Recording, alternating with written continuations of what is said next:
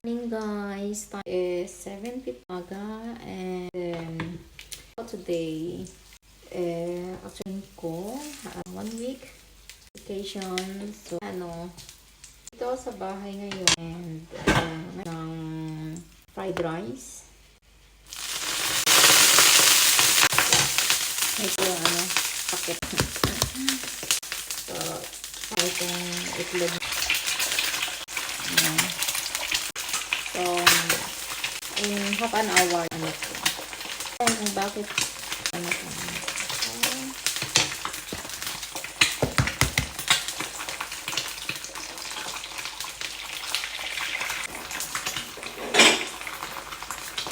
kaya magluto na lang din ako ng food for breakfast. Kasi ito sa anak kong babae, gusto niya yung fried rice. Maano kami sa egg dito makonsume kami sa itlog talaga, as in.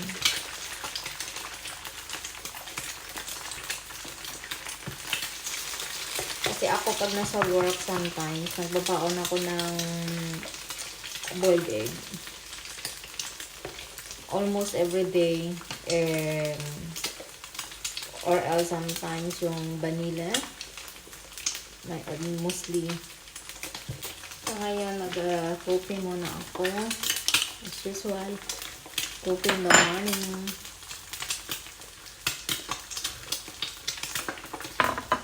So, black coffee siya, walang halong sugar kasi ayoko. Wala din milk. Nasanay na ako, walang milk. Dati, hindi ako nagko-coffee na walang milk. Pero ngayon, ayoko na ng milk. Yung airpod ko, nasa anak ko na, hiram-hiram na. Tinanong ko siya kagabi, asa na pala yung airpods ko, hindi na babalik. Sabi niya, bakit? Ginagamit mo ba? So, sige na nga na. Naaagawan. Actually, gift yun ni Habi sa akin yung airpods. Nilagyan ko yun ng name. Tapos nung hiniram niya, pwede daw ba tanggalin ko yung name? Siyempre, hiramin niya Tapos yung pangalan ko, diba? Oh. So ngayon, lagyan natin ng konting mantika. Kasi inuna ko muna guys yung itlog bago yung rice. Ubusin ko na to kasi hindi naman siya ganun karami.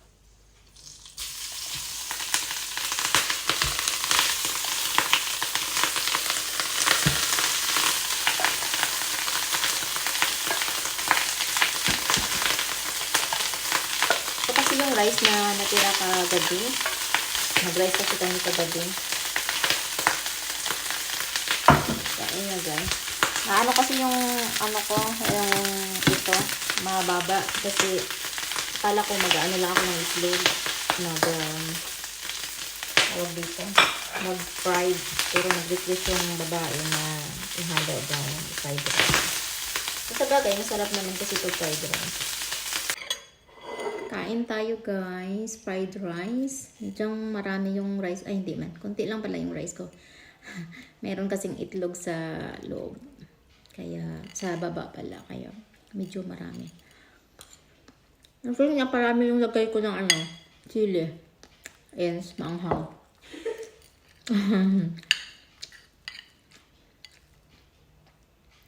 Ngayon lang ako kumain ng rice na sa umaga. Kasi normal hindi ako makain ng rice. Kaya good luck na lang sa akin pag sa Pinas ako.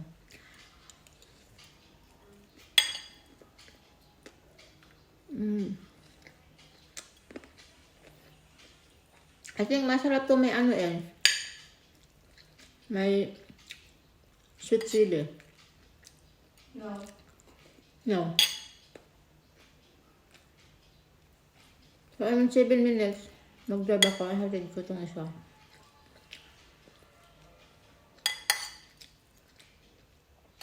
Ginising ka ni kuya mo? Kind of. Wala mo nagpasod ka.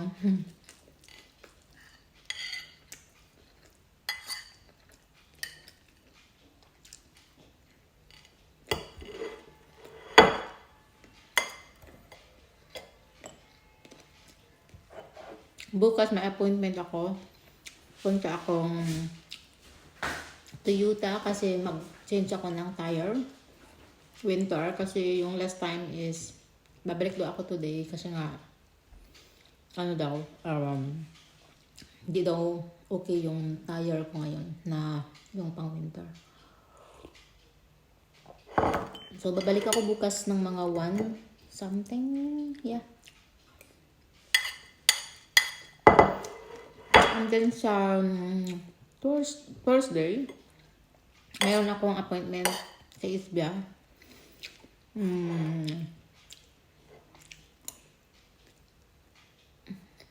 Not treatment, pero pa-appoint ako for pre-consultation about sa dito ko.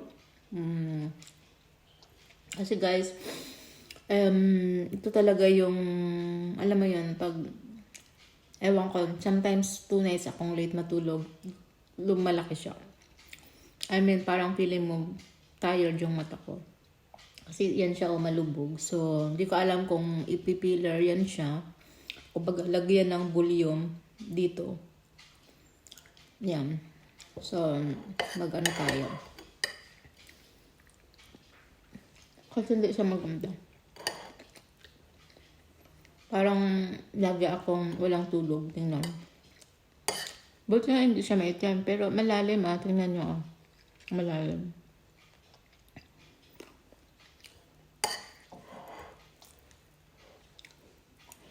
Manghanga. Pero kere naman. So bukas yung asawa ko wala rin dito. Kasi may mag-sleepover sa asawa ko pinagin. Dahil sa work niya. Uwi siya ng Tuesday bukas. Uwi siya ng Webes din ata. So 2 nights lang siyang mawawala or yeah.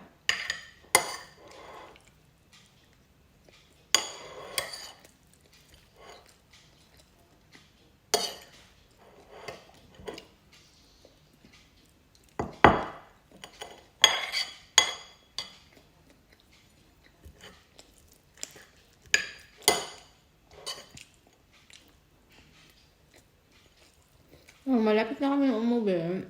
So, pinaayos ko na yung kusina sa bahay kasi yung nagka-typhoon na natumbahan ng kahoy yung yero namin kaya nagkaroon ng butas. And then umulan, so hindi agad na ayos. So, yung tubig is dumadaloy sa kahoy kaya yung kahoy naging marupok. Kaya pinalitan ng tatay ko. Napadala ako gabi para pambili ng mga SIM, ganon. So, nag-start na siya today. Mahal na din yung mga materials na yun. Mga yero, 500 something. Depende pa yun kung manipis or makapal. So, ayan guys, kakahatid ko lang ang anak ko niyan. At kung tingnan mo, wala pa talaga akong suklay. Kasi pagising ko, nagtutupras lang ako and then kumain and ng breakfast and nag-coffee and yes, nag-drive na. Kaya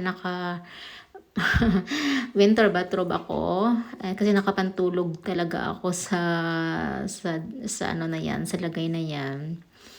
So naka winter bathrobe ako and so pauwi na ako niyan ng bahay and actually maulan and ayun nga, mayroon akong appointment sa Thursday sa Isbia regarding sa about sa yung eye bag ko malaki. So kailangan kong ipa-check kung lalagyan siya ng like hipo or i-facelift siya kasi medyo hindi rin actually pantay yung tawag ko, yung face ko, medyo mababa yung right side ko. Kaya book ako ng date for free consultation, 15 minutes, and para alam nila kung ano yung i-advise nila on my case. And dyan kasi sa lagay na yan talaga is hindi ko alam kung bakit walang boses na ano ako dyan. Akala ko may boses pero wala pala, kaya nag voice record na lang ako kasi alam ko naka-attach yung phone ko sa USB dyan sa car, pero hindi ko akalain kung bakit yan naging silent yan siya. Kaya yeah, what to do instead of like deleting this video is pag voicemail na lang. And well, yung kilay ko is yun nga, hindi pa siya nababasa, and it's already ilang days na ba yan? 4 days. And yes, and nung 2017 kasi talagang nabasa siya, and iba yung pagka niya heal. Tawag dito, alam mo yon, hindi siya even nung nagtanggal yung heel, niya, yung skin na dry. And so ngayon talagang iniingatan ko siya, kaya yung anak kong babae ang nagpapaligo sa akin sa buhok, and the rest ako na. And so yun, so hindi ako naghihilamos, gumagamit na ako ng toner. And yun nga, hindi ko na rin alam dyan kung anong pinagsasabi ko dyan. Actually yes, about sa kilay ang sinasabi ko. And kasi nga meron akong, kung bakit ko yan siya micro like tawag dyan 3D, is just because meron akong piglat sa left side nung meron akong chicken pox. So tingnan mo, nagka-crack na siya. So yeah, so unti-unti na siyang nagpi-fade yung kulay. And yan yung eye bag ko na sinasabi ko na malalim siya, lalo na pagka 3 days straight akong late ang tulog. Talagang siya. So hindi ko alam kung lang siya, hipo or facelift siya, kasi pag hipo parang lalagyan nila ng volume ng something, injection dito sa may mata. So I don't know kung anong magiging good advice nila sa akin. And I noticed din na medyo hindi pantay yung face ko. I think hanga yung right side ko. So that's my goal, na ipaayos ko siya and ipa-check consultation. Yes.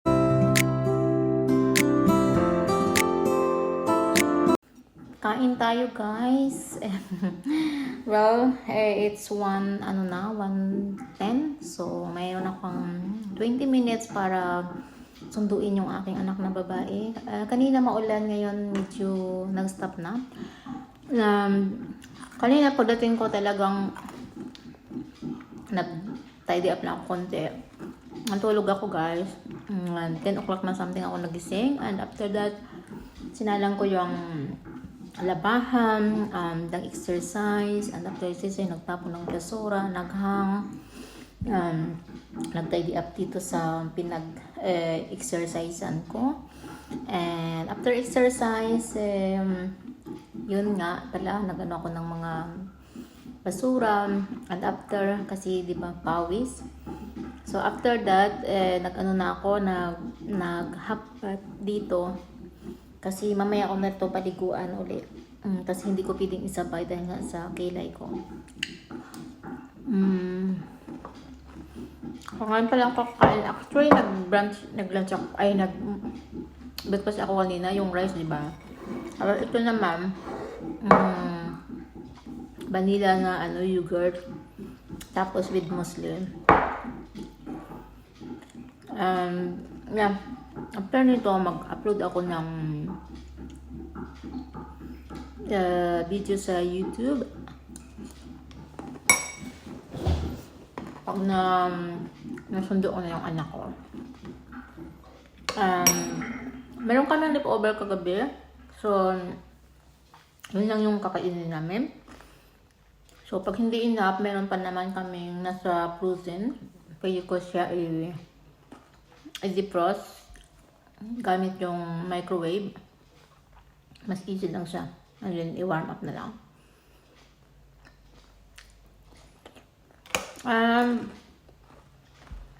Mag-budgeting din ako today kasi tomorrow is a salary day. So, budget tayo mga expenses para hindi tayo mamayno sa account.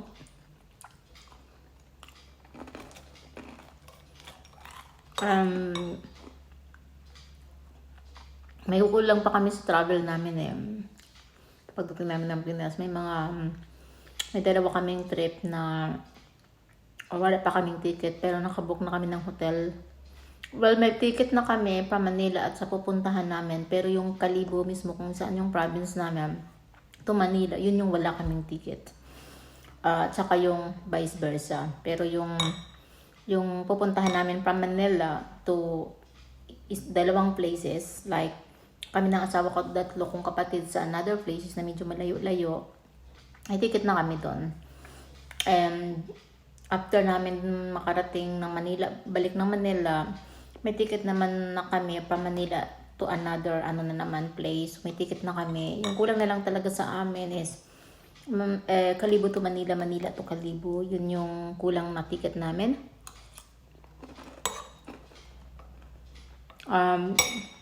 Yung mga hotel sa Manila ay over na due of yung time ng travel or ng ang lipad namin is hindi pwedeng, talagang kailangan namin mag-overnight gawa nung hindi namin maabutan kasi gabi na yung flight, something ganyan. So, kailangan talaga namin lagi mag-overnight ng Manila. So, nabook na yun lahat. Ticket na lang talaga ng Kalibo to Manila ang kulang.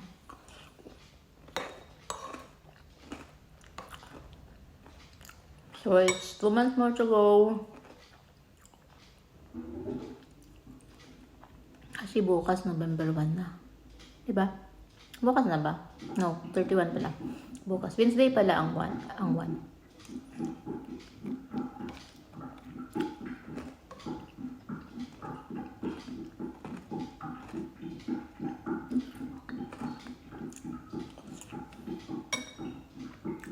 May 15 minutes pa ako.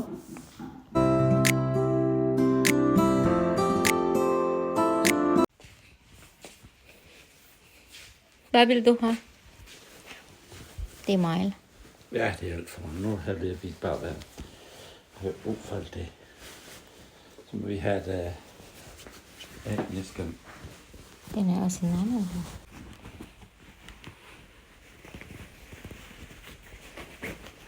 Sådan der. Og hvilken buks er det den her nu? Ja. Og har du det hele her? Ja, det tror jeg.